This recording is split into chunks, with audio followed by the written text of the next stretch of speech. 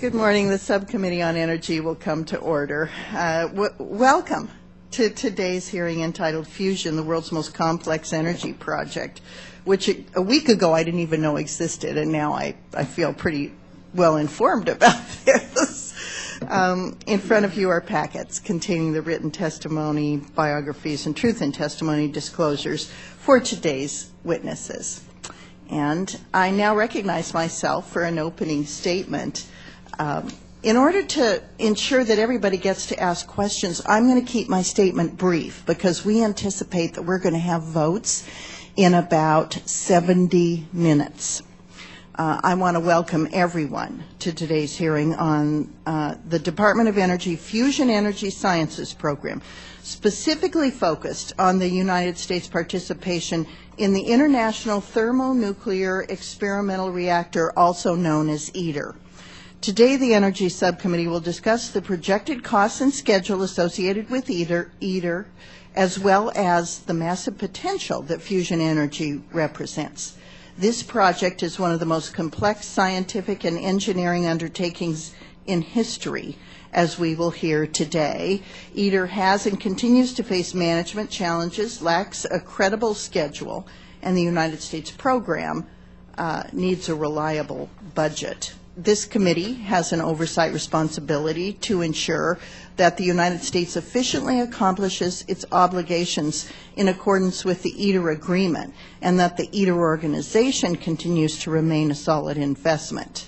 We have an excellent panel of witnesses to testify on the history, challenges, and proposed solutions associated with ITER. I want to thank our witnesses for participating in today's hearing and look forward to their testimony.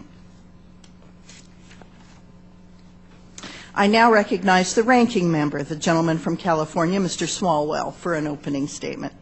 Thank you, Chairman Lummis, for holding this hearing, and I also want to thank our excellent panel of witnesses for being here this morning. Fusion holds the promise of providing a practically limitless supply of clean energy to the world. We're actually already dependent upon it every day. From that great energy source in the sky, the fusion reactor in the sky, better known as the sun, is essential to the existence for life here on Earth for all of us. And of course, it's a bit trickier for people to replicate what the stars are able to do with sheer gravity.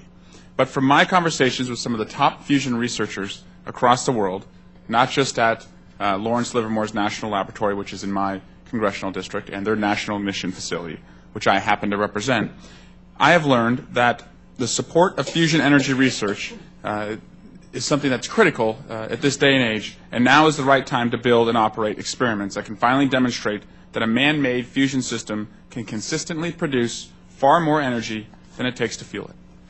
For the magnetic fusion approach, the next step is clearly ITER.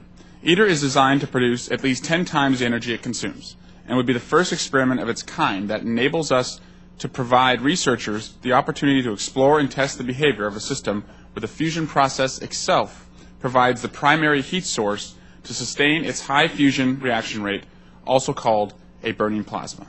As discussed in a seminal report by the National Academies entitled Burning Plasma, Bringing a Star to Earth, as well as subsequent reports, this experiment is absolutely essential to providing that magnetically confined fusion can be a viable clean energy source.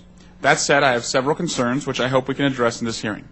By all accounts, the U.S. ITER Project Office, under the direction of Dr. Ned Sadoff, who is here today, is very well managed and doing everything it can to contain costs and maintain an aggressive schedule. I'm also concerned about the administration's proposed $225 million cap on annual funding for the U.S. contribution to ITER, which they have justified solely by stating that this allows sufficient funding for the remainder of the Office of Science's fusion program. This justification, however, falsely assumes that the administration couldn't simply request a higher budget for fusion in a particular year as it does for other programs when they have projects with significant cost profiles. The $225 million cap was not based on a bottom-up project estimate that minimizes the total cost for the U.S. ITER contribution, but rather a political calculation. And this level falls well below what is necessary to optimize the project schedule and minimize the cost to taxpayers.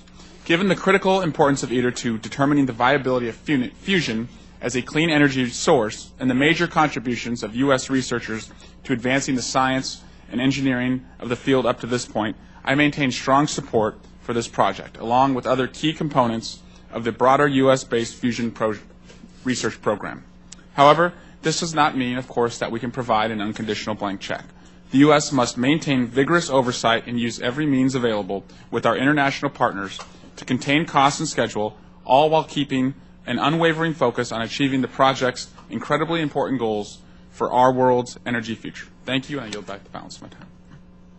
I thank Mr. Swalwell and now recognize the chairman of the full committee, Mr. Smith. Thank you, Madam Chair. Let me say at the outset that I appreciate the concerns expressed by you and the ranking member, and I happen to agree with them as well. Madam Chair, today the Energy Subcommittee will hear from a panel of experts with collectively over a century of experience in science and engineering. We look forward to their testimony on the prospects of nuclear fusion as a future energy source. Fusion energy research attempts to achieve an invaluable reward for humankind, a sustainable, renewable, zero-emissions energy source. It also represents one of the greatest scientific challenges in history. This scientific undertaking of creating the power source of a star on Earth will require persistence and commitment. The next step towards achieving this goal is the International Thermonuclear Experimental Reactor, called ITER. And by the way, I hope someone will explain why we don't call it ITER, even though I know the commonly accepted is ITER. The Obama administration has chosen to underfund ITER in its fiscal year 2015 request. Instead of adequately supporting ITER, which could eventually lead to global energy security, the administration's budget request cuts this project by $50 million. The administration instead prioritizes late-stage, unreliable, renewable energy such as wind and solar. Fusion energy is in the early stages of research, but experts predict that it could someday provide a solution to the challenges of climate change. This is because fusion energy has the potential to power the world for millions of years, is reliable, and yields zero carbon emissions. Still, the administration refuses to adequately support this science. Depriving the U.S. ITER program of the funds it needs to accomplish its goals is not good policy. To maintain our competitive advantage, we must continue to support fundamental basic research that encourages the creation and design of next-generation technologies. Fusion energy is the sort of high-risk, high-reward research that will benefit future generations if we are bold enough to pursue it. Thank you, Madam Chair, but before I yield back, I'd like unanimous consent to put into the record a letter from the American Security Project which highlights fusion energy's importance for innovation and global energy security. Without objection, so ordered.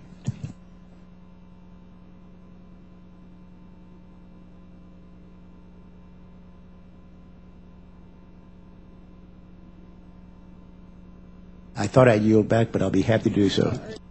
I may not be awake yet, Mr. Chairman. I now yield to the ranking member, Mrs. Johnson of Texas. Thank you very much, Madam Chairperson Loomis, for calling this hearing today, and I'd also like to thank the witnesses for being here. Nuclear fusion has the potential to provide the world with clean, safe, and practically inexhaustible source of energy. Producing reliable electric power from fusion would undoubtedly serve as one of the biggest and most important scientific achievements in the history of mankind. That is why I am so supportive of a strong research program that can help us overcome the remaining scientific and engineering challenges for this potential to become a reality. The ITER project is the next and largest step toward this goal. For more than 50 years, scientists at our top universities, national labs, and in the private sector, as part of a truly global research community, have been conducting experiments and performing research that has brought the team to a point where they are confident it is now possible to actually build a full-scale test reactor that produces far more energy than it uses. However, it is highly unlikely that a research project of this size can be achieved by one institution, lab, company, or in this fiscal environment, even by a single country. This is why EVentID project has brought together the best scientists and engineers from the world's largest and most advanced nations to carry out this experiment. But managing the dynamics of multiple countries working together toward a common goal, especially one as complex as this, is rarely easy. And EVentID has proved to be no exception. Recent reports have documented several issues with the international organization's management, which must be addressed if this project is to succeed. I look forward to hearing from our witnesses about how these problems are being dealt with and to further discussing ways we can ensure that EVentID achieves incredibly important goals. I thank you, Ms. Chairman, and I'll yield back the balance of my time. I thank the ranking member, and if there are other members who wish to submit additional opening statements, your statements will be added to the record at this point. Thank you very much again, witnesses. And before I introduce you, I will tell you that I had a very lengthy conversation last night with an old friend from high school by the name of Jeff Hoy. And who would have thought, I can see you all know him, I used to sneak into his backyard in high school for parties, and and it's been decades since we've talked to each other, and we were laughing at each other about how serendipitous it is that we would now be talking about EVentID in detail. When a week ago I'd never even heard of EVentID, and anyway, it was very informative, and it was also delightful to sort of reacquaint with an old high school buddy. So at this time I would like to introduce our witnesses. If I mispronounce your name, would you please correct me? Our first witness today is Dr. Frank Rusko. Is it Rusko? How do you pronounce it?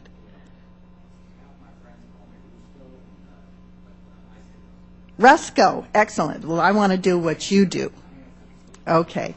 Dr. Frank Rusko, thank you. Dr. Rusko is the director of the Natural Resources and Environment team at the Government Accountability Office. Dr. Rusko really leads a broad spectrum of energy issues government-wide. Dr. Rusko received both his master's and doctorate in economics from the University of Washington. Thank you for being here. Now, Dr. Damer, thank you.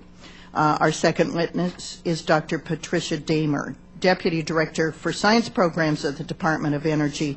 Dr. Damer provides scientific and management oversight for a number of DOE science programs, including fusion energy sciences.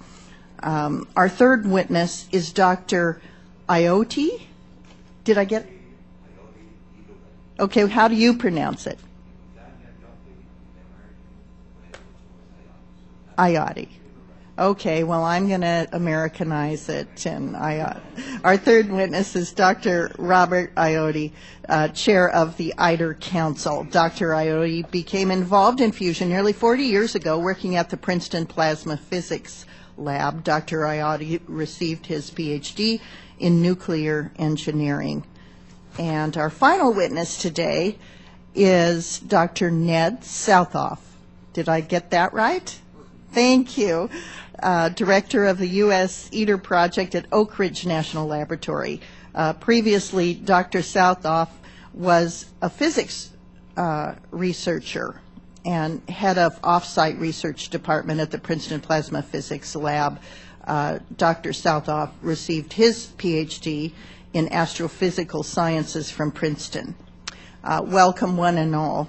As you know, our spoken testimony is limited to 5 minutes, and members then will have 5 minutes each to ask you questions. So again, welcome and thank you. I now recognize Dr. Rusko for 5 minutes to present his testimony. Thank you, Chairman Loomis, Ranking Member Swalwell, Chairman Smith, and Ranking Member Johnson, members of the subcommittee. Thank you for the opportunity to discuss our recent report on DOE's cost and schedule estimates for the U.S. EVentID project. The ITER project is an important scientific endeavor and one that has large potential implications for basic science and for the future of energy production. As you know, the U.S. has committed to providing about 9% of ITER's construction costs through contributions of hardware, personnel, and cash. In addition, the U.S. has agreed to contribute to ITER's operational and decommissioning costs. However, since the ITER agreement was signed in 2006, the project has experienced significant cost increases and schedule delays. GAO has reviewed the U.S. ITER project twice, in 2007 and 2014. Both reports identified similar concerns about the reliability of cost and schedule estimates for ITER. Specifically, in 2007, we reported on the importance of DOE assessing the full costs of U.S. participation in ITER and setting a definitive cost estimate for the project.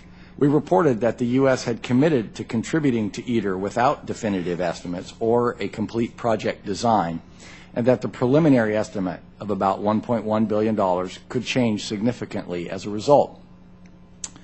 We also noted that the International ITER Organization faced a number of management challenges that might significantly affect U.S. costs.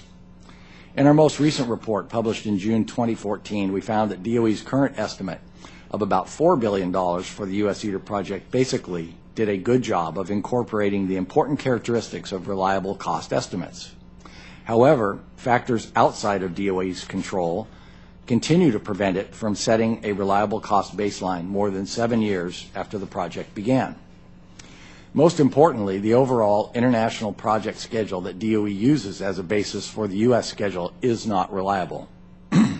This is in part because of long-running management deficiencies within the International ITER Organization that continue today.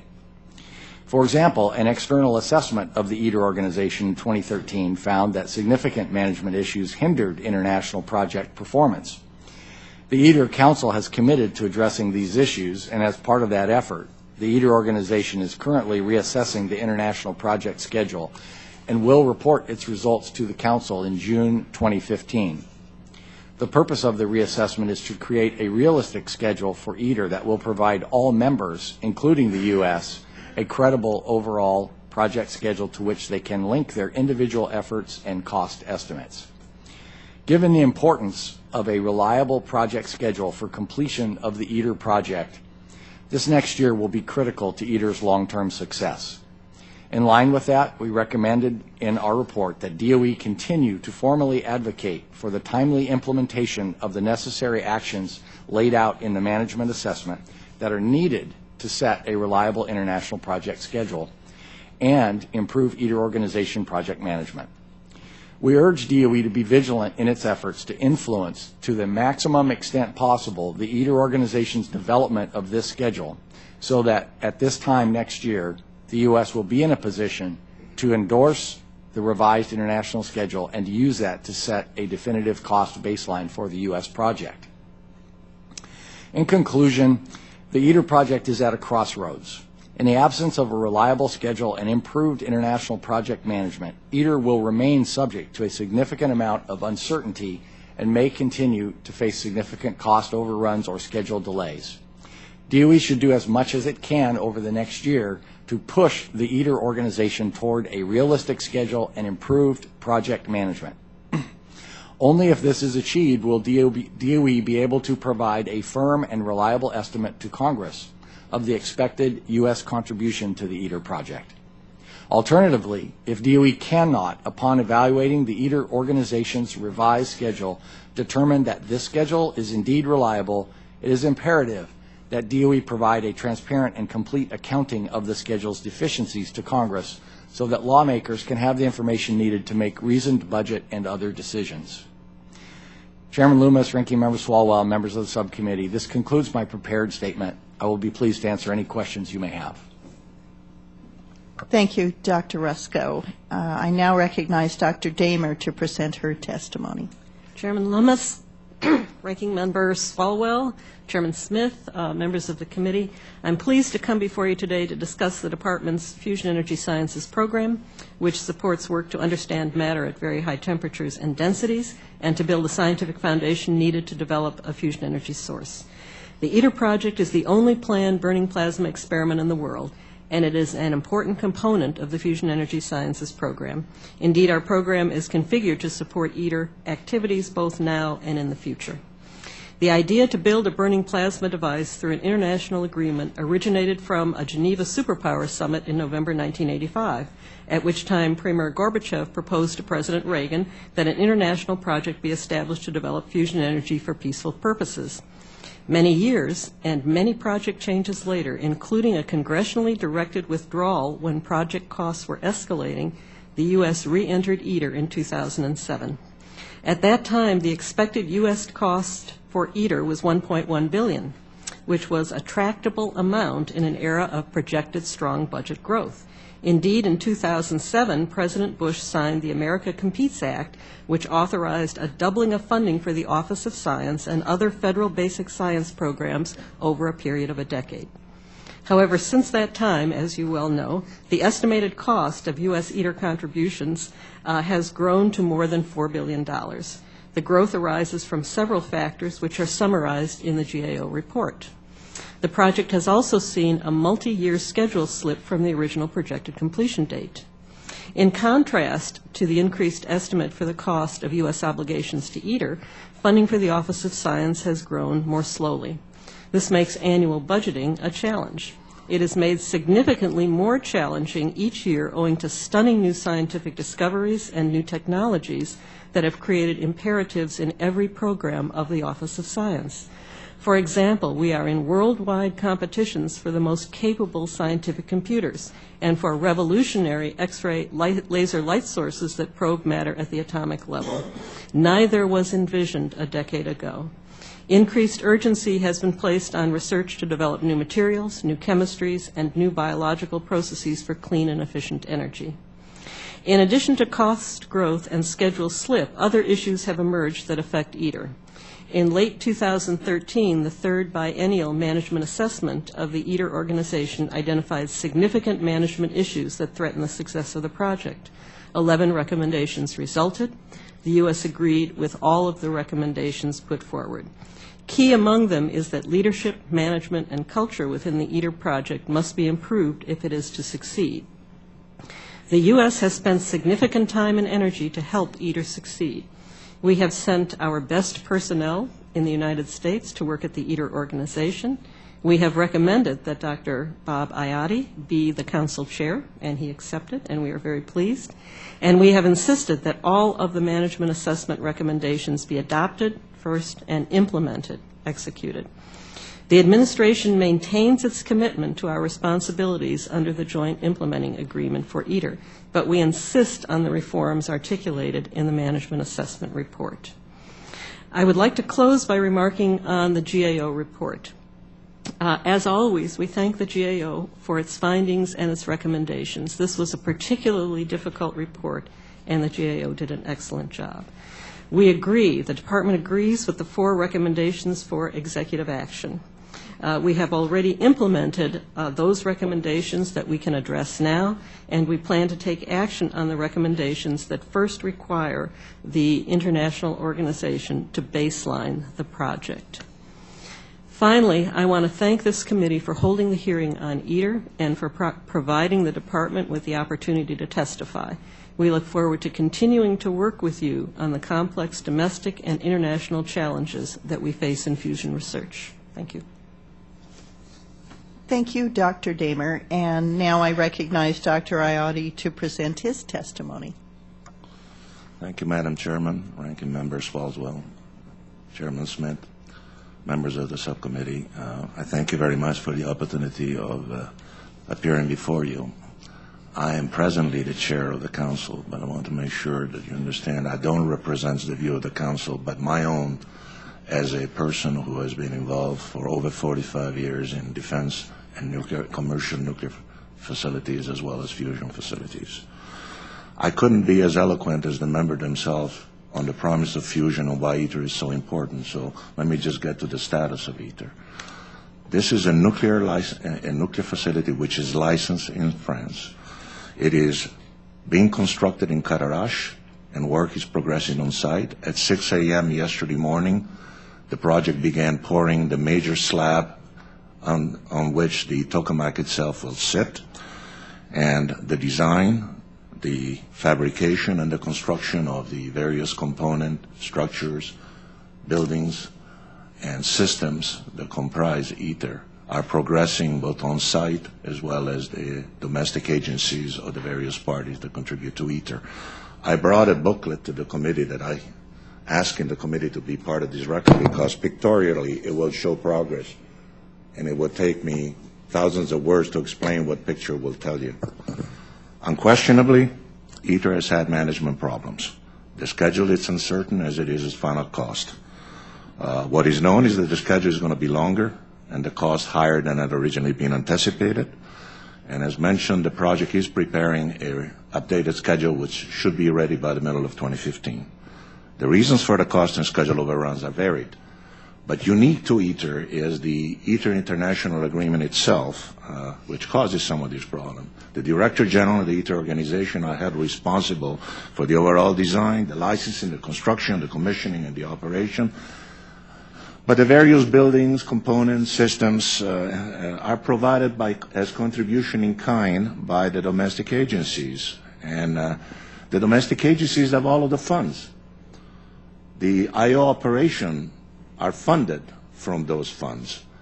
And the funds are subject to budget that are allocated to ITER by the various parties. So the Director General and the ITER organization have really no direct control on the funds or on the domestic agencies, so that when there is any misalignment between the ITER organization and domestic agencies on any particular topic, decisions which typically require unanimity or at the very least consensus cannot be readily made, leading to delays and cost increases. Now, funding shortfalls can contribute to those schedule delays and consequent cost increases. Given the delays and increases experienced to date, many parties have budget problems, and the U.S. is not alone. However, the U.S. strategy to minimize yearly funding until the schedule is known with high degree of confidence and ITER performance is improved will increase the ITER cost for the U.S. and could delay the ITER schedule.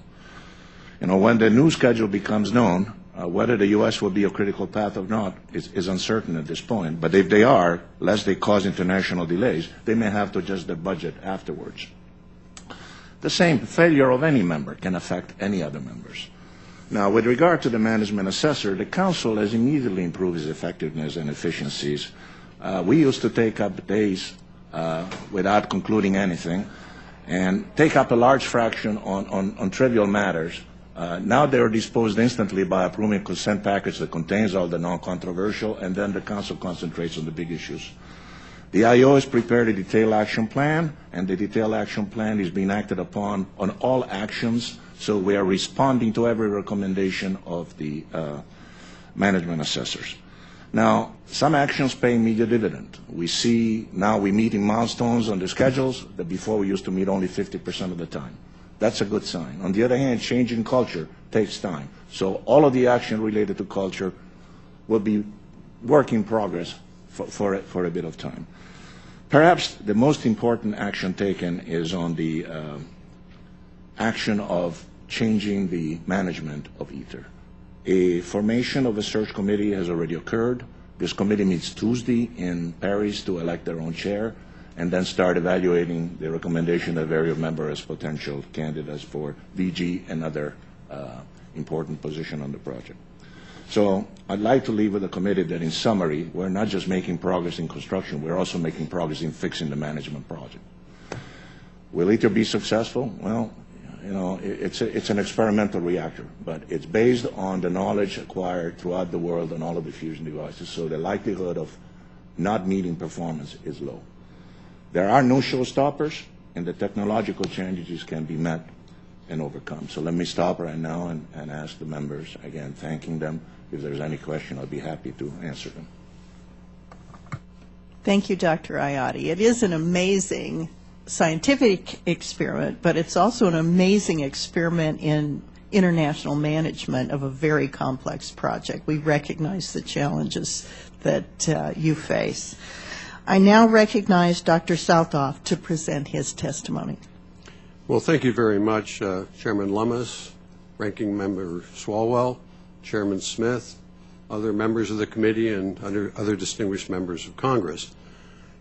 As Chairman Lummis said, my name is Ned Sadoff, and my role is to be the director of the U.S. ITER Project Office, which has been charged by DOE with executing the U.S. part of the ITER project. And so I'm the evil domestic agency, as Bob would call it. In any case, I'd like to deviate from my prepared text by responding to Mr. Smith's question about ITER. Okay?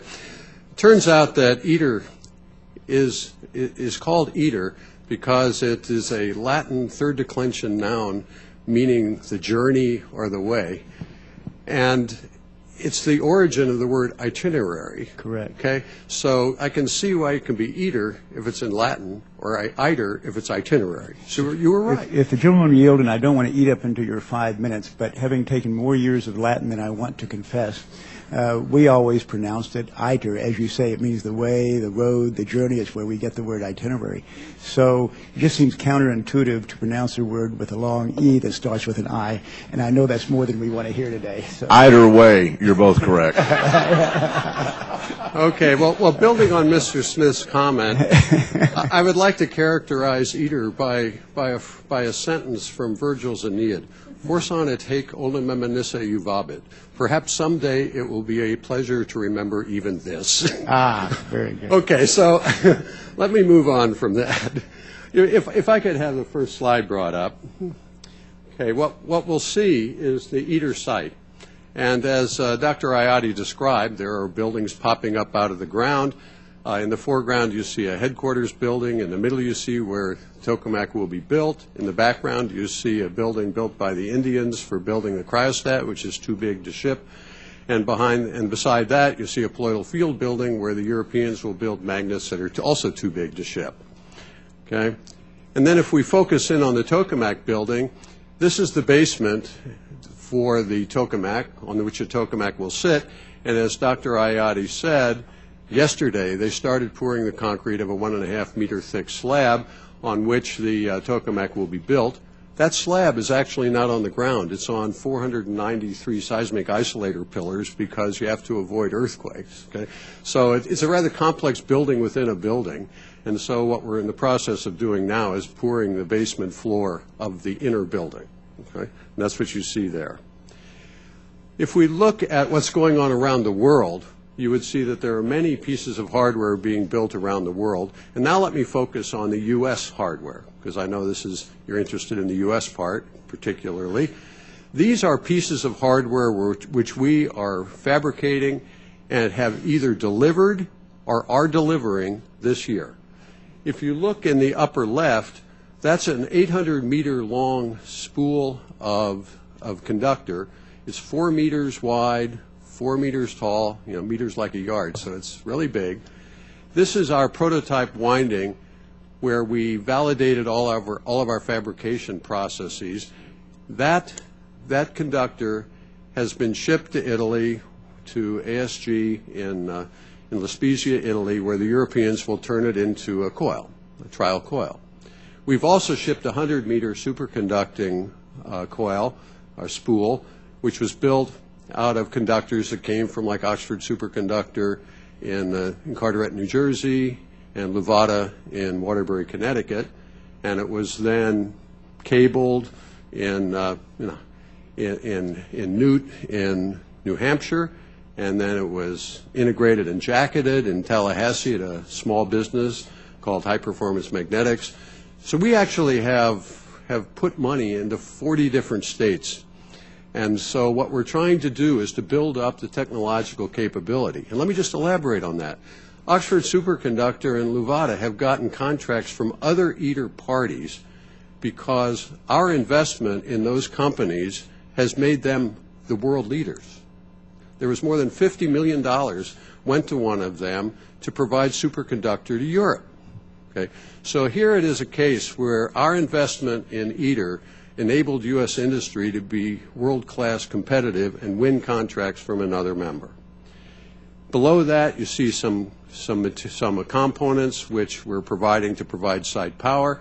And to the right, you see one of 5 drain tanks of about 60,000 gallons, which have to be put into the basement before they can pour the next floor up. That's why our schedule is not totally within our control. We have to fit into the schedule of the building. And then the last slide here are components that we are putting into a new building at General Atomics in La Jolla, California, for us to fabricate the world's highest stored energy superconducting pulse magnet in the world. Okay? So this is a case where the U.S. is going to have a capability which no one else has, and we will have built a magnet that has more energy in it in a pulsed way than anyone else. So at the left is a heat treatment furnace where we can cook it for 100 hours at 650 degrees centigrade to turn niobium and tin into niobium-3 tin.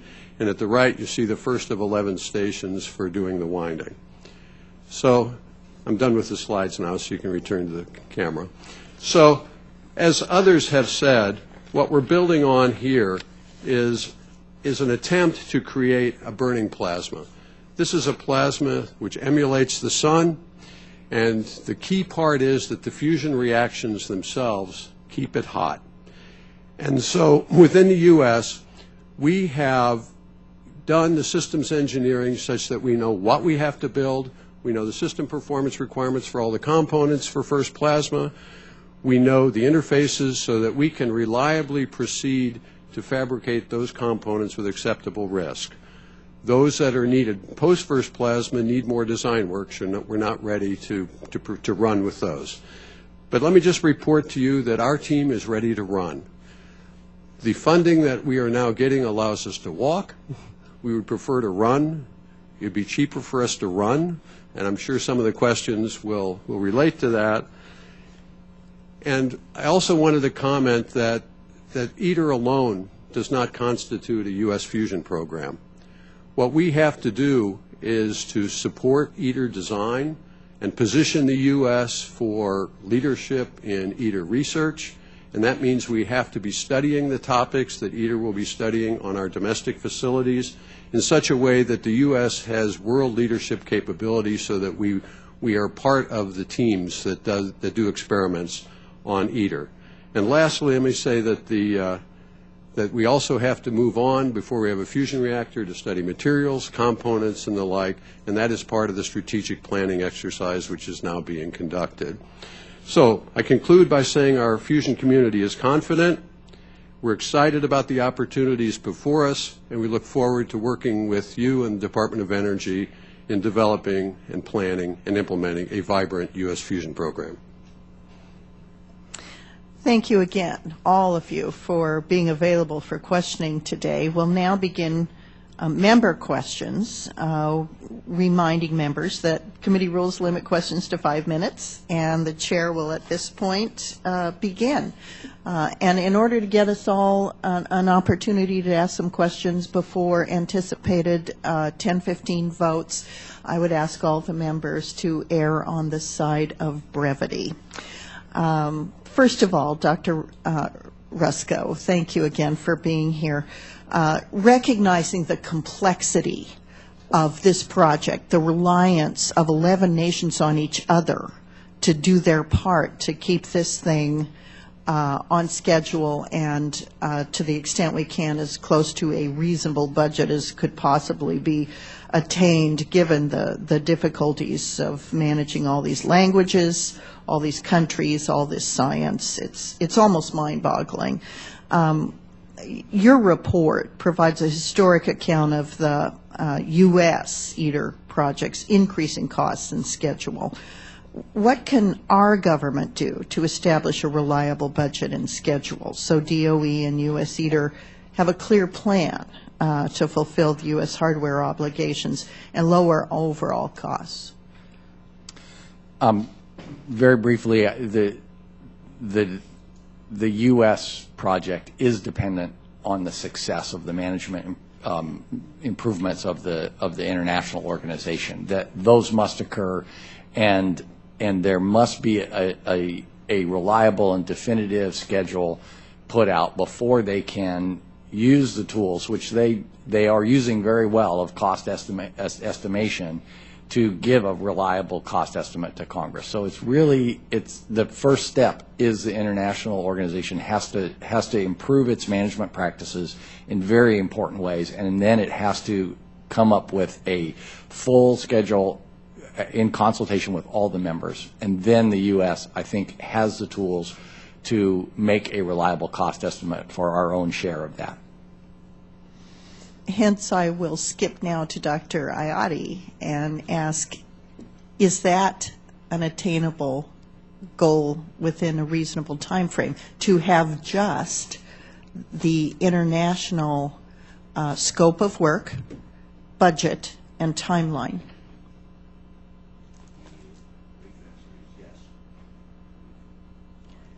The brief answer is yes, and I could elaborate, but I will feel even more confident come this September, where I'm going there to review the progress on coming up with the schedule, the resource loading, and where the project will be in the middle of 2015. Who will be responsible between now and September in preparing the schedule that you'll be reviewing? There is a group within the ITER organization that's preparing the schedule as we speak, and they already have prepared the front end of that schedule, which is the 2014 annual work plan, and that's the one that I was referring to in the past. When we made this annual work plan, the project would miss about half the milestones. Now they're meeting them all. In fact, sometimes they're beating them, and those that are in jeopardy, they're acted upon right away to mitigate possible delays or retrieve them entirely. So there's a whole new spirit of can-do attitude that was not present in the past. Okay, so there's scope of work, there's timeline, Correct. They're all and there's together. budget. Correct.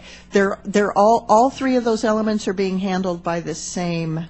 With the cooperation of the domestic agencies. It's not, that has to be a complete cooperation between the ITER organization that prepares the overall schedule and the domestic agencies, because each of the domestic agencies prepare its own schedule for their own scope, which then has to be integrated overall, and then the whole thing has to make sense. Which is one of the reasons I'm going there also in September, to make sure that everything is right. And when that has happened, then you can have a high confidence, both in the ITER organization as well as the domestic agencies. That's what Mr. Rusko is referring to. Until we have that, it's very difficult for the U.S. to prepare anything. Okay? Who is preparing the budget for each country's scope of work within the time frame? That you would have to address, for instance, for the U.S., you would have to address Dr. Sadoff. The domestic agencies prepare the basic information, which then goes to the government to request certain budget to enable them to do the work. That is within the domestic agencies. It's not within the purview of the overall ITER organization. They just have to integrate all of those and alert members when they see a problem coming. Okay, Dr. Sadoff, given that, can you give me the 25-second version of your answer? Yes, my answer is that we have a very good process for developing schedule and cost estimate. As Dr. Rusko said, GAO reviewed us, and they said that we have all the characteristics of a reliable schedule system, and we have most of the characteristics of a reliable cost system. The only things they cited as missing had to do with an independent cost estimate and a more extensive sensitivity analysis, which is something we do before baselining. So we have a good system, and I'm proud of our cost estimate of $3.9 billion. Thank you, panel. I now recognize Mr. Swalwell for 5 minutes. Thank you, Chairman Lummis. And I was also delighted to hear from Chairman Smith that his remarks about how ITER and investments in fusion research can get us to an energy source that is carbon neutral. And that, Chairman Smith, could really change the debate in this town and make moot a lot of the back and forth about fossil fuels versus other sources of energy. I mean, and I'm a big believer in the renewables, but an investment in something like this, I think, could render many of these debates moot. And I think we would both embrace that if we could get to that point. And so my question first for Dr. Sadoff is, I've been told that a significant portion of the U.S. contribution to ITER can be decoupled from the international schedule almost entirely, and that we have the opportunity to reduce the total cost to our taxpayers if we simply focus more attention and resources on those components in the near term. So I guess first, is this true? Yes, it is true. Roughly two-thirds of our scope is aimed at coming up with the first configuration of the machine, which is the core tokamak, and that is what is sometimes called the first plasma configuration. It is what you need to demonstrate that the tokamak itself works. It is roughly two-thirds of our scope. We know what we have to build well enough that we can proceed to fabricate at acceptable risk. And if we were to proceed on an optimal profile, we think we could probably reduce that cost from $3.9 billion to about $3.4, saving about $500 million. And also, Dr. Audi, any thoughts on whether an accelerated contribution could work? Clearly, contribution will lower the cost. I think what Dr. Sadoff said is absolutely right. The other thing that, though he did not add, is I happen to know that in his own estimate he has a large amount of contingency, something of the order of, I think it's close to $900 million. If you accelerate, you retire some of that contingency. My experience in large projects is the sooner you finish, the less risks you incur of changes, and that also saves some of that money that would otherwise go to pay for that risk. So the overall saving, in my opinion, would be larger than the $500 million, and may be close to three-quarters of it. Thank you, Dr. Ayotte. And Dr. Damer, speaking of contributions, I did mention in my opening statement the $225 million U.S. cap. And was I correct in describing this as an arbitrary level that the administration decided what would be politically palatable, or is this something that was arrived at from a bottom-up project estimate that minimizes the total cost for U.S. taxpayers and our contribution to ITER? It was not a bottoms-up, as you say, but it was also not arbitrary. Let me give you the context that we were living in when we made that decision. At the time, the Department, and as now, the Department leadership was very supportive of the Joint Implementing Agreement for ITER. But we were having requests from the project upwards of $350 million a year. The project had no international baseline. It had no U.S. baseline, no cost and schedule profiles, therefore. There were rumors of very significant cost growth and schedule delay, and deliberately many of these rumors were not put in the open, were kept silent. We've heard about the management weaknesses, and we heard that improvements, very significant improvements, were needed. And all of this came against a background of sequestration and many other projects that we were trying to support at the time. Therefore, we made a decision that with no cost and schedule baselines, with significant management weaknesses, we could not provide this project with everything that it was requesting. We had to make a balance across the Office of Science, and we chose $225 million.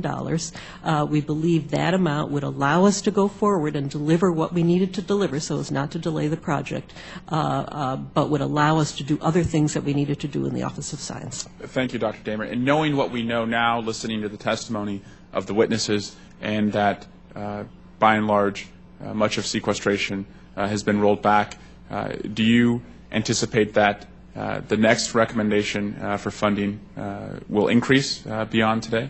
We're in negotiations on that now, and so I can't talk about that. What I definitely want to say that we're looking forward to the June 2015 baseline exercise from the international organization. Thank you, Dr. Damer. Thank you, Chair. I yield back the balance of my time.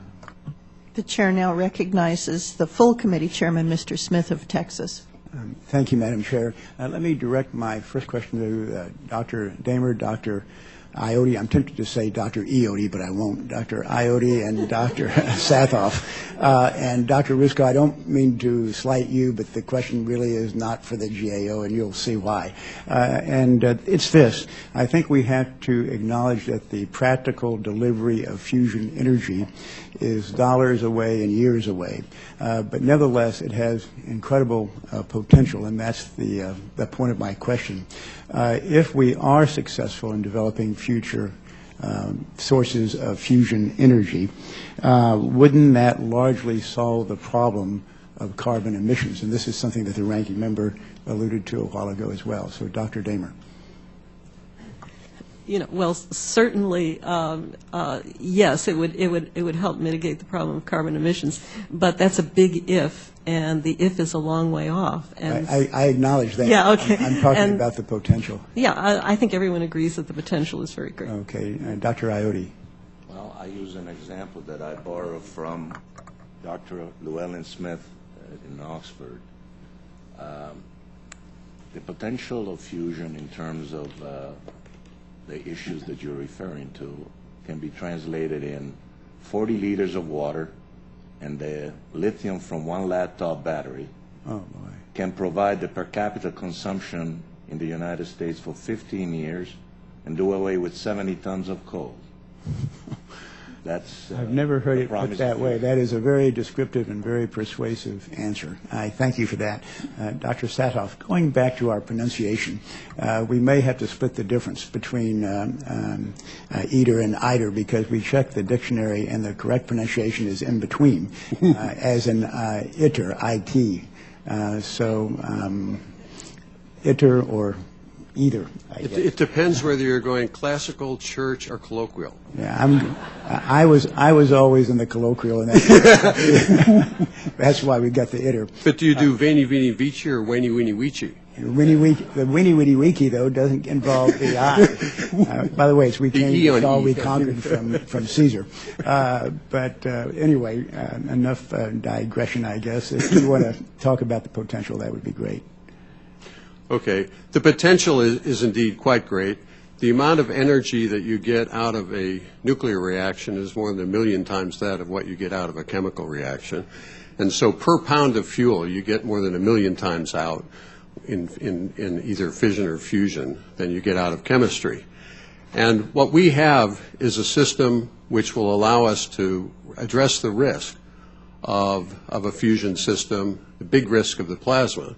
But we only know how to do it on a big scale. It'll be a central plant. Right. So we won't have addressed portable electricity and the likes, and that's going to take storage. We haven't yet figured out how to make the Mr. Fusion machine that Professor Emmett Brown put on the top of his DeLorean in Back to the Future. And we won't know how to make that power pack that Tony Stark had in Iron Man. But we do know how to make the arc reactor that's in the bottom of the Stark Tower in Iron Man 2. Okay. These are great answers, Ms. Let me ask a second question to the same three individuals. We'll go in reverse order. And that is, what are the impacts of the proposed cuts, either on the mission or on our international partners? Dr. Sadoff. Well, we're totally dependent on the other partners, and they are dependent on us. And what we have to do is to find a way where we work together such that all of us deliver all of our parts. And what we have to do there is to build up both a trust and a way to work together. And as Dr. Iodi will, or Iodi, okay, will perhaps talk about, we have underway various approaches to achieving that interactivity and that integration. And what we really need is to have an integrated team with strong leadership and effective project systems that allows us to cooperate and to achieve our mutual goals. Okay, thank you. Dr. Iodi, the impact of the cuts, and I'm afraid you're going to have to be the last one to answer because of the time limitation. There is as Nat said, we have to work together. The moment that the other partner sees the U.S. as possibly wavering because of the budget cuts, it shows it's much more difficult for us to influence the other ones and working together. That's the bottom line. So we need to deliver just as much as we expect the other part to deliver. Budget cut can influence our ability to do that. Okay. Thank you all. Thank you, Madam Chair. Thank you, Mr. Chairman. The Chair now recognizes the gentlewoman from California, Ms. Lofgren. Thank you very much. I was excited by the title of this hearing, Fusion, the World's Most Complex Energy Project, but all we're talking about is ITER. And I learned when I first was elected to Congress that the competition and disagreement between scientists about whether you want to do inertial confinement fusion or magnetic fusion, it's like almost a religious dispute, and people have very strong views. But one question I have is how we might, or are we, utilizing the information that we are obtaining out of the important work that's being done here in the United States, both at MIT and at Lawrence Livermore that was mentioned earlier. How is that being integrated into the design of the science of this project, if at all? Anybody who can Okay, answer that? let me start. First of all, the design of ITER has evolved to adapt to the best practices and best configurations known from the existing research, and the U.S., among others, has contributed a lot to that. We have adapted the ITER configuration recently by adding what are called in-vessel coils to address things that have been found on U.S. and other devices. We also have come up with ways of addressing how to increase confinement and how to minimize the effects of instability. And so these features have been put into the ITER design such that the basic ITER has the systems in place based on our knowledge to date, and there's a flexibility in all the peripheral systems to improve how you fuel it, how you heat it, and how you change the profiles. And so both past research has contributed and future research will contribute not only to the peripheral systems but how we operate ITER.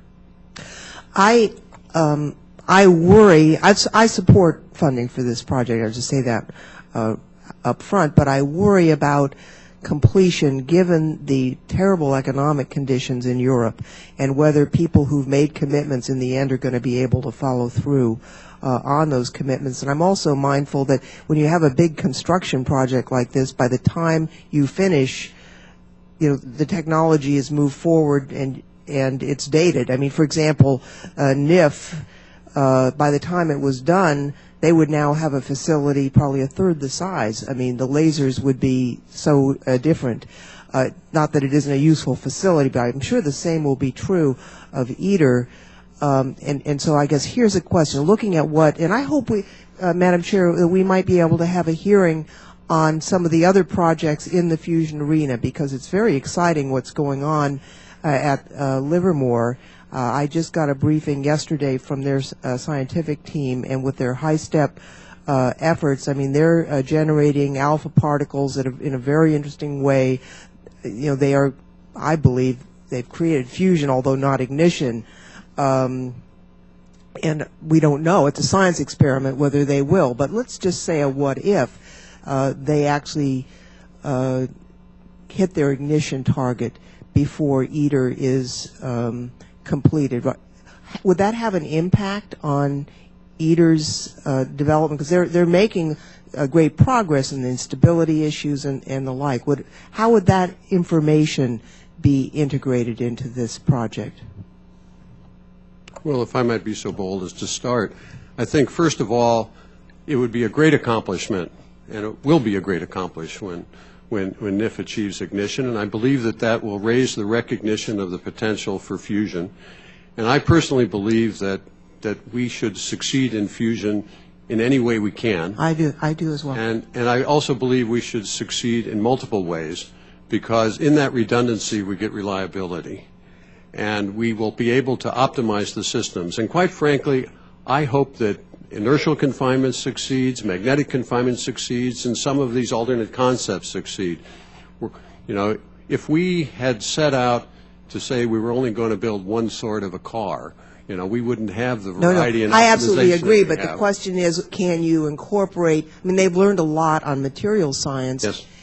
Moving forward, that I believe would be instructive and useful for this alternate approach. Right. And I agree. Once we get ignition, all that's left is engineering. And so, you know, that's a big challenge. But once we clear the science, I have a high level of confidence on implementation. Yes, I believe that there are areas that can be synergistic, and materials are among them. The systems are somewhat similar, but they're also quite different, and that means that we have multiple paths to success in fusion, and so we ought to celebrate the differences as well as we celebrate the similarities. Thank you. Gentlewoman's time has expired. I now recognize the gentleman from Kentucky, Mr. Massey. Ms. Lofgren asked most of my questions, and better than I could have, but I have the same sort of interest in this. I mean, some of these research efforts that are global can almost be described as the analogy to 1,000 monkeys typing on keyboards, that eventually they'll produce the works of Shakespeare. But this is not one of them. We have only a few bets to place on fusion because the scale of the projects doesn't lend itself to having a lot of people working on different approaches. So I think it's very important when we place our bets, what we place them on. Dr. Sadoff, you said that first plasma was an important milestone, or at least that's what it sounds like.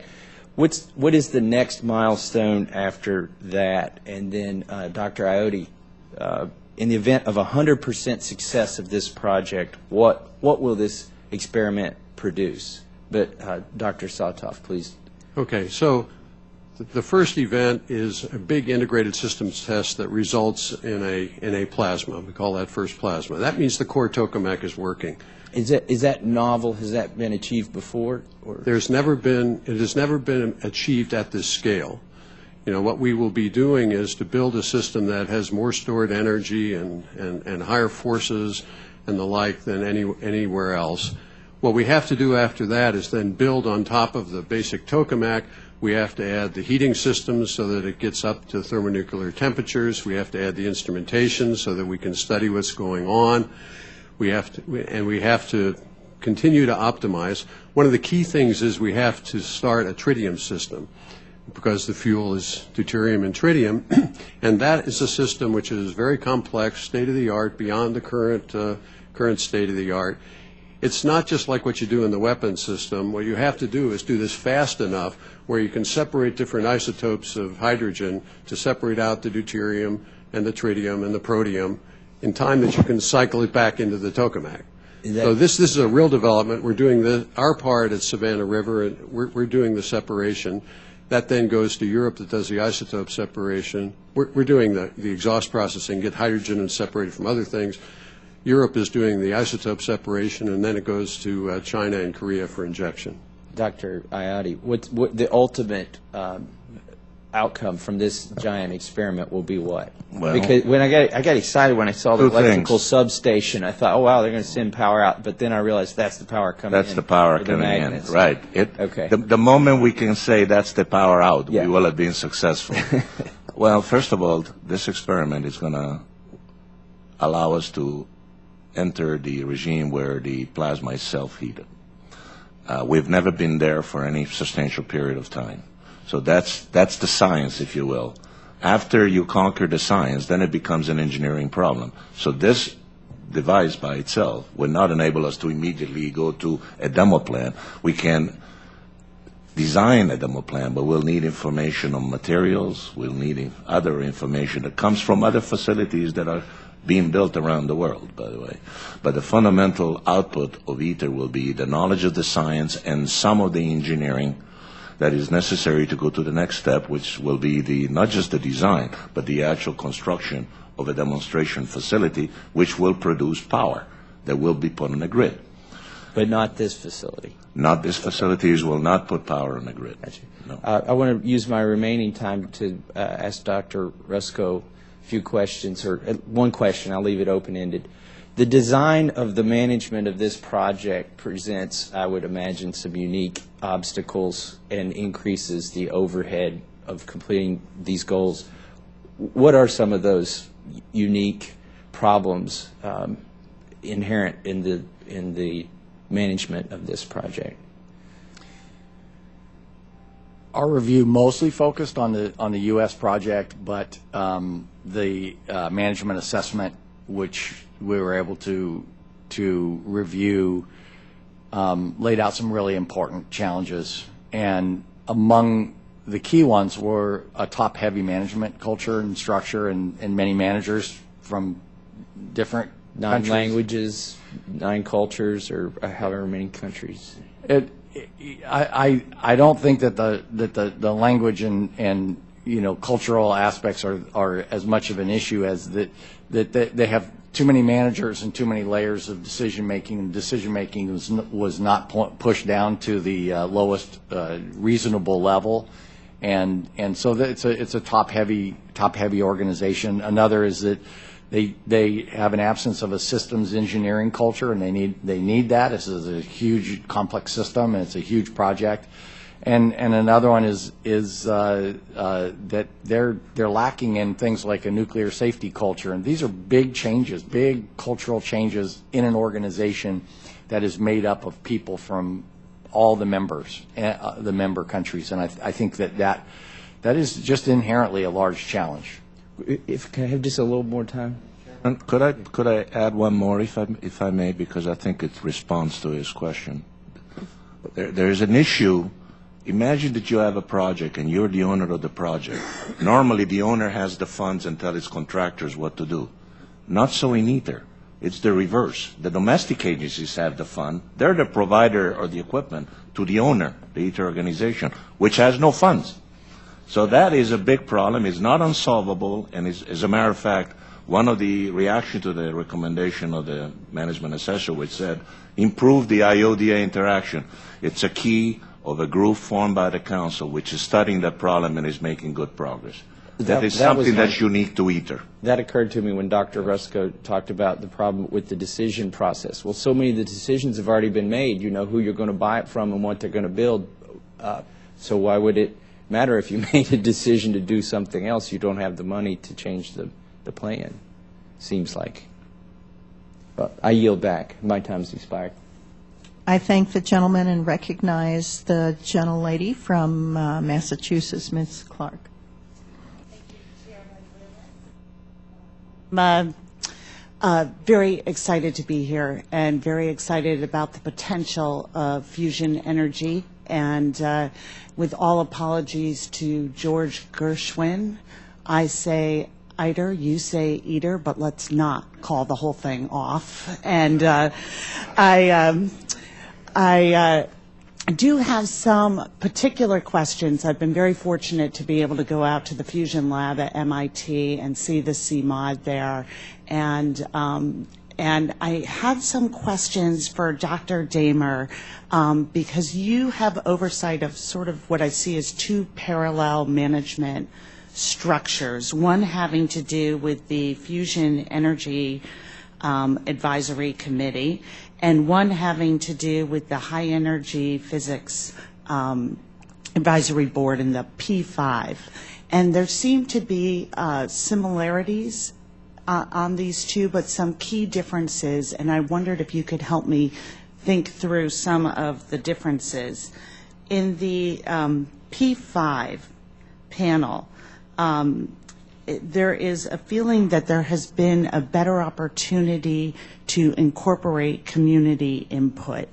And there has also been some differences in that membership in the strategic planning panel on the fusion side has barred membership from major U.S. facilities to avoid conflicts of interest. But this has not been the case in the P5 panel. And sort of the feedback that I've been getting is that people feel the P5 panel has been able to work through solutions in a better way. And I wondered if you could comment on that and the difference in structures and how we might reconcile these two parallel structures. Yes, let me talk about that. Actually, there's three committees that I'd like to talk about. One is the P5 HEPAP, one is the FESAC, and the third is the Basic Energy Sciences Advisory Committee, which went through a similar exercise about a year ago. In prior committees under FESAC, there had been some concern expressed to me verbally by phone calls that the committee didn't appreciate conflict of interest as well as it should. So when we started this most recent study, I admonished them to be very, very careful about conflict of interest. Now, you can do that in a number of ways. You can have your subpanel composed of people who have no obvious conflicts of interest, and that's what the chair of FESAC did. That was Mark Kepke. And that's also what BSAC did. The BSAC and the FESAC committees were very, very similar. Neither one of the subpanels had members from institutions that were directly affected. However, in both cases, there were very open community activities in which communities put white papers and other kinds of documents into the subpanel and had an opportunity to formally brief the subpanel. That worked very well for BSAC, and Mark Kepke chose to adopt that for FESAC as well.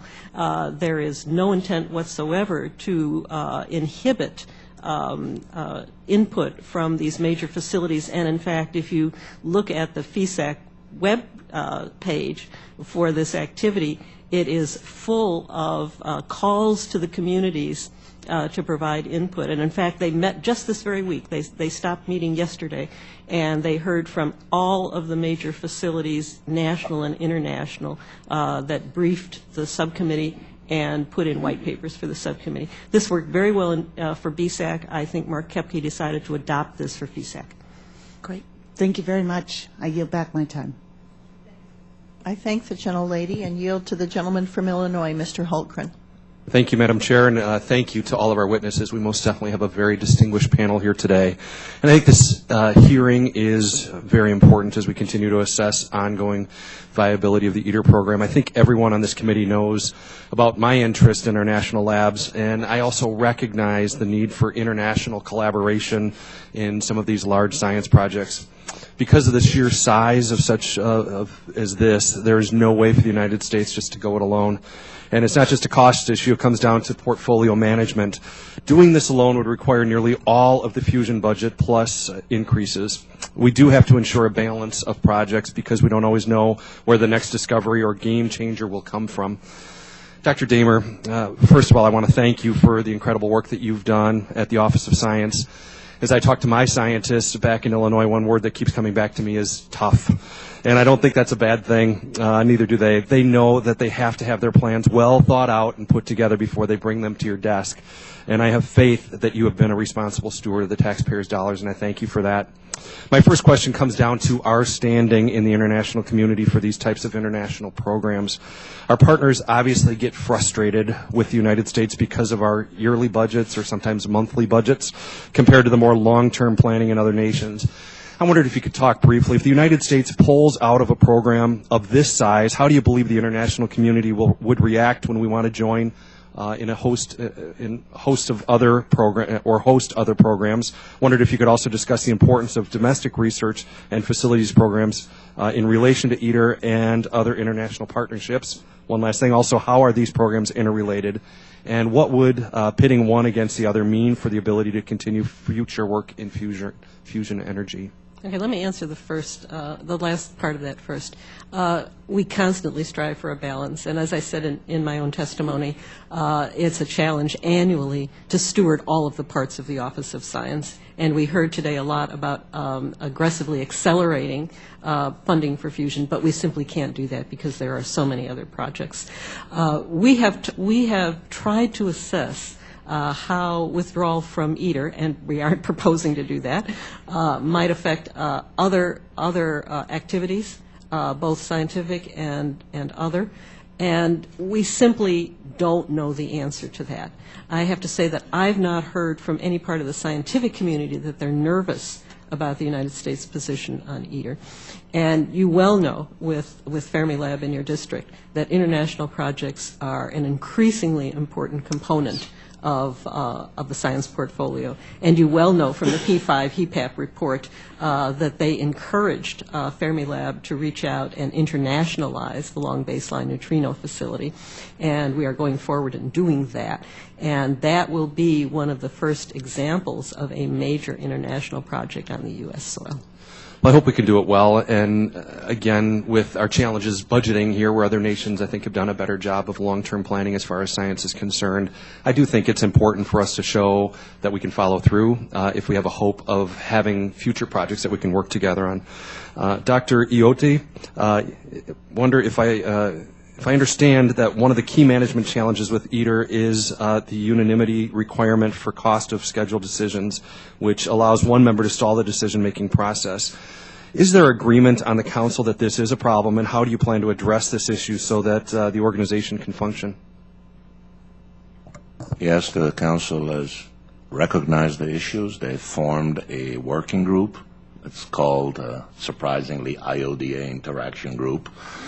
And the group is making very good progress. They have defined a process whereby decisions are presented to a group which is chaired by a senior person in the ITER organization, but includes all of the most senior persons from each of the domestic agencies, and has formed kind of an executive group. These decisions, the options for the various decisions with the pros and cons are presented to the group, and the decision then is made jointly by the ITER organization and the domestic agencies and presented to the Director General, who can then still, if necessary, but generally they will come to an agreement. It will not solve all problems, but it will considerably ameliorate the issue. Real quickly, in my last few seconds, Dr. Damer, if I can go back, what lessons has the United States learned about creating an international decision-making body for other projects domestically? As you mentioned, I'm thinking about P5, the proposal of the international facility, but I think we have these questions about anything that we might ever want to host or join. While I do think ITER management problems can be rectified, is the current management a case study for how not to manage a program like this in the future? I think we have examples of international projects that have worked, the Large Hadron Collider. Yes. And we've had examples, and ITER is one of them, where we would modify that agreement if we had to do it all over. So lessons have been learned. Yes, indeed. Well, again, thank you so much. My time has expired. Madam Chair, thank you so much. Appreciate your generosity. Those were sweeping questions and very succinct answers. Very impressive line of questioning. I want to recognize now the gentleman from Texas, Mr. Vesey. Thank you, Madam Chair. I have a question for Dr. Sadoff. We have three major magnetic fusion research facilities here in the U.S. at MIT, Princeton, and General Atomics in San Diego. And what I was curious about was if you'd be able to explain how these smaller scale experimental facilities are contributing to ITER. Okay, well, the smaller scale facilities are in the U.S. are world class, even though they are not at ITER scale. There is not an ITER scale facility in the world, but the U.S. facilities are world class. They have produced results which have enabled ITER to optimize its design. I mentioned in-vessel coils, but there are other areas where that has been done.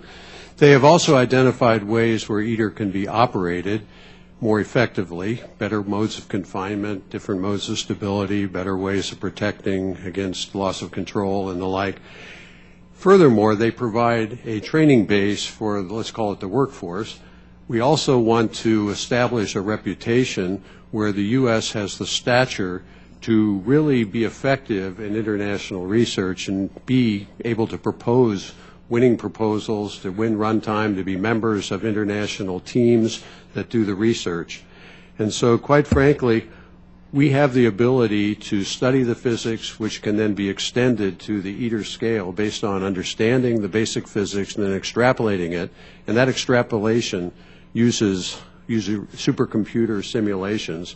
So really what I see is devices such as today's tokamaks giving better understanding, giving rise to better physics models that are then embodied in supercomputer codes, which allow us to then extrapolate to the ITER scale. Would there were you finished? I'm sorry. Would there still be a strong justification for continuing to support the current set of U.S.-based magnetic fusion facilities if there were no burning plasma experiment like ITER in the works? Well, first of all, I hope that situation doesn't arise. However, if there were no burning plasma facility in the world, there would be a gaping hole, because one of the greatest risks has to do with not understanding the dynamics of a burning plasma or the effects of the energetic particles or the size scaling. However, there would be many things to learn if there were not a burning plasma facility. However, the E in fusion energy would not be fulfilled. What we would be studying is plasma physics, And so what we really need to do is have a balance between plasma physics and putting the E into fusion energy. Interesting. On the facilities again, I mean, are we sufficiently supporting these facilities and the related research programs at universities throughout the country to ensure the success of ITER? Well, I'll transfer it to Dr. Damer in a moment. Of course, it would be better if there were more time and more runtime on these facilities. They are starved for runtime. They're very small fraction of the available time is used for operation, but it's a question of balance. And so that's where Dr. Damer comes in. Dr. Damer? Yeah, thanks. Yeah, we do try to balance the amount of runtime, and we've deliberately been pushing to increase the runtime, particularly on NSTX, which is just finishing its upgrade at Princeton Plasma Physics Laboratory, and we're trying to have a very, very good run the first year after that upgrade is finished. Thank you. Thank you, Madam Chair. I thank the gentleman from Texas. Without objection, the chair recognizes Mr. Rohrbacher for 5 minutes for his questions. Those bells were just the call for votes, but this first vote is a 15-minute vote, thereby allowing Mr. Rohrbacher his complete use of time. So we're going to complete our hearing and still make votes. Perfect. All Mr. right. Rohrbacher. Thank you very much, Madam Chairman. Sorry I was been in and out. There's Israel as we speak. That sound in Israel is the sound of a rocket coming in and blowing innocent civilians up. Apparently, we were just briefed by the ambassador and by a Israeli military official about fusion as compared to other alternatives. And I'm sorry I missed. I will come back and read your testimony as the hearing's gone. But I have been here during this whole decision-making process for the last 26 years, and it seems to me that already what we've got again is a description of management problems with a multi-billion-dollar program. And this is very serious, and especially if we have very limited resources now in this country. We're borrowing money from China in order to, in order to do anything, in order to actually meet our own budget. So these management problems need to be overcome. I just would like to put that on the record. Or we need to have a serious look at whether we'll continue pouring money into the project. Madam Chairman, I would suggest that over these years there have been many spin-offs from the fusion energy research program that are very valuable. And I know that, for example, the railgun that has just been disclosed by our military would not have been possible without the material and development of the metals and the things that were necessary for the fusion project to move forward, have actually permitted us to develop a system that I think will enable us to build a defense system so that if those alarms go off, we will actually have a missile defense system that will protect our people and save thousands of lives. So in that degree, fusion energy research has been a benefit to the people of the United States. Perhaps, however, we should be looking now at whether or not the money we're going to be putting into fusion as compared to the money that we could be putting in to small modular nuclear reactors that are fission reactors, we know we're going to get a benefit from that.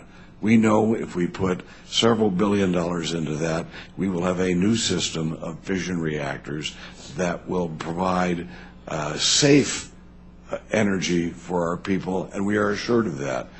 Can we be assured that the billions of dollars that we will need to pump in to finish this project, this fusion project, will result in, can we be certain that it will result in an energy system for our country? We know it will if we put it into fusion. Do we know it? A fission? Do we know it?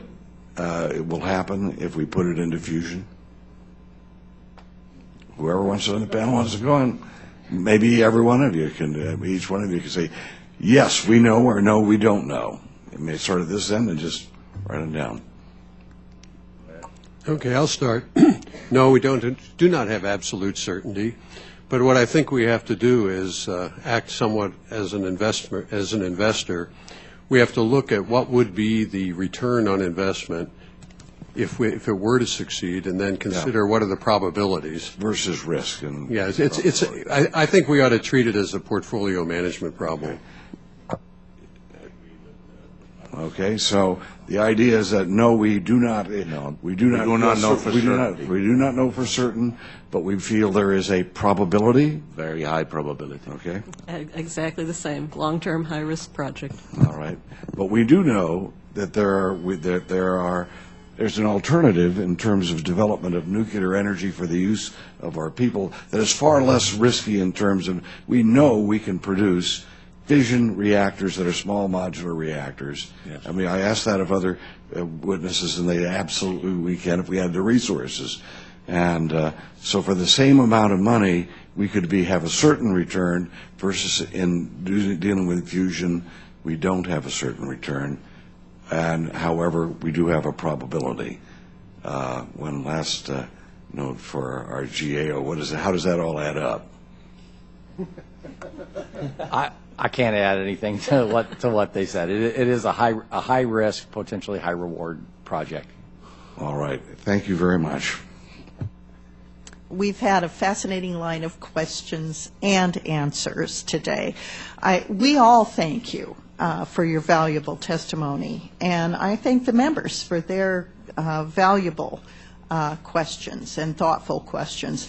Members of the committee will have additional questions for you, and if they come to you, we'll ask you to respond in writing. The record will remain open for 2 weeks for additional comments and written questions from members. Members, we have on the floor 8 minutes remaining on a motion to recommit on H.R. 4718. So plenty of time, and again, with gratitude towards our panel. This hearing is adjourned. The witnesses are excused. Thank you.